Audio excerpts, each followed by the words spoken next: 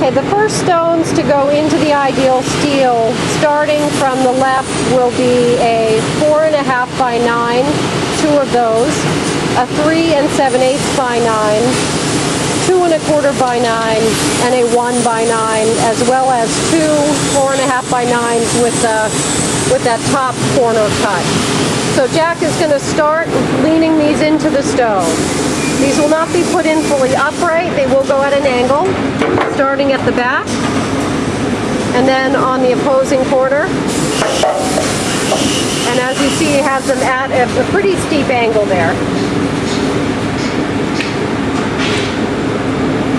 Now he has the next three sizes. This is the 3 7/8 by 9, and that's going in the front left side of the stove.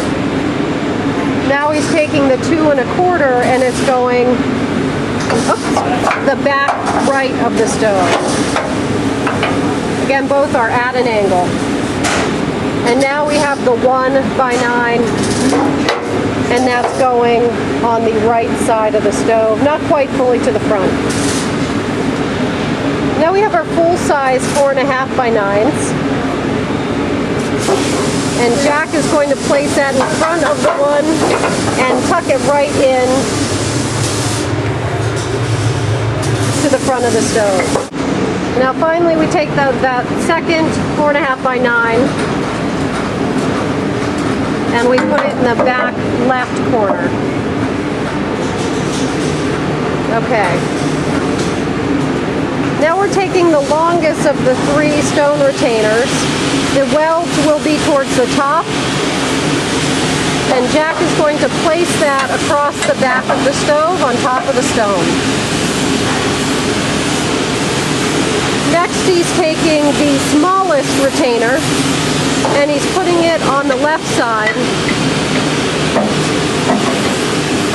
And it's important when you put the left retainer in to get the retainer behind this tab.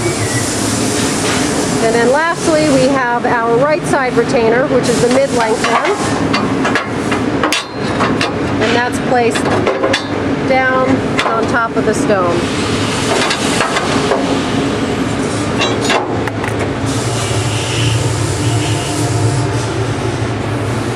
So first we're going to start in the upper row, and we're going to start with the 2.5 by the 2 1/4. So Jack's going to slide that up.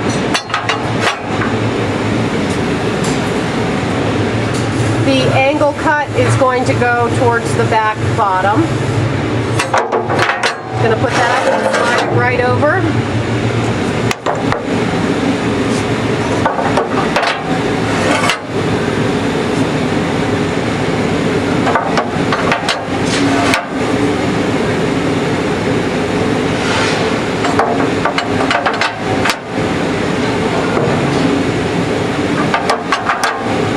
The top row is complete. Now that the top row is in, we're going to take our screwdriver and we're going to push our bottom row up and under the retainer.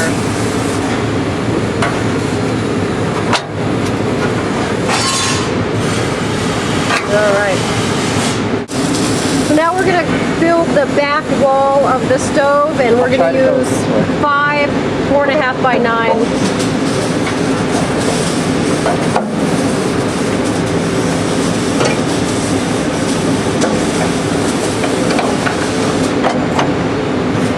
And again, Jack's using the long bladed flathead screwdriver for leverage to tuck that up and under.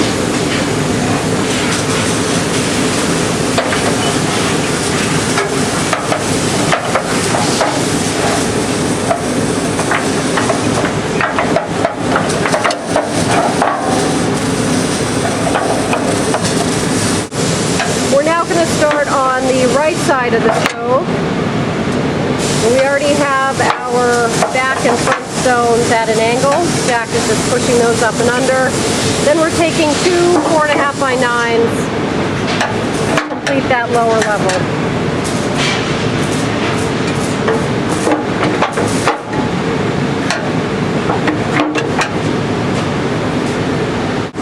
And again, left side, we've got our front and our rear stone already in place. supporting the stone retainer. Then we're going to use 2 more 4.5 by 9s to complete that left side wall.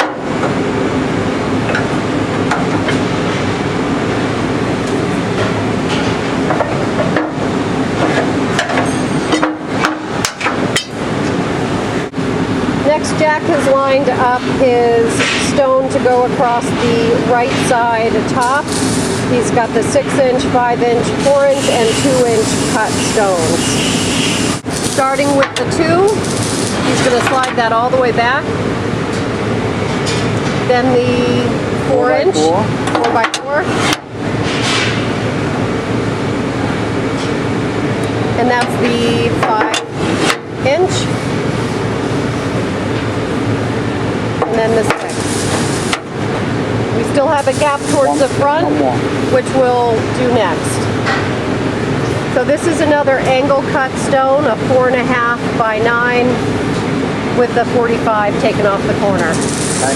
This is the tricky one. This one's a little bit tricky. It's got to slide it behind and then up and in. So this will take a little bit of work.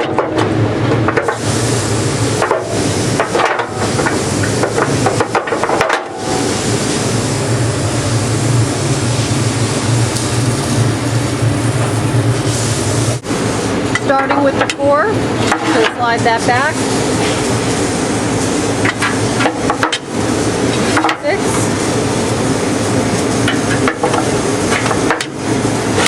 Excuse me, 5, then 6. Yep, and then again the corner cut. This corner is going to you're going to actually see the angle facing towards the rear of the stove, where the right side is towards the front of the stove. Opposite. So this is now a completed soapstone lined ideal steel. Next we'll put in the fire brick and the grate. This is the fire brick lined up and ready to go into the base of the ideal steel hybrid. So Jack's starting with the 2 by 8.5, and he's putting that on the left front side. And then he's taking the small, roughly 1 3/8 by 2 1/4, and setting that right in the front. Next we have the narrow 2 by 9, or excuse me, that's 1 3/8 by 9. And again, that's going right across the front as well, as will the next one.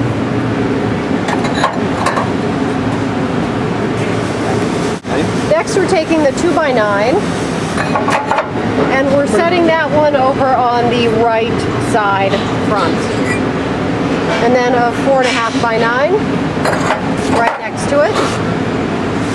And another 4.5 by 9 on the opposite side. Again, the 4.5 by 9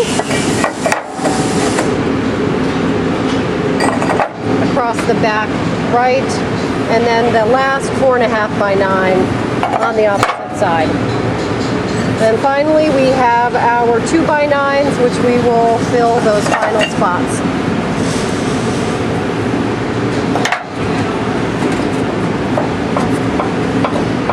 And that is the fire brick base of your ideal steel. Now we're going to put the grate in, and if you're putting it into a stove that's fully assembled, you'd want to open up your your ash pan door so you can put your hand down through so you don't pinch your fingers. So as Jack is doing there, and then he's just going to gently lower it down, and your ash grate is now in your stove.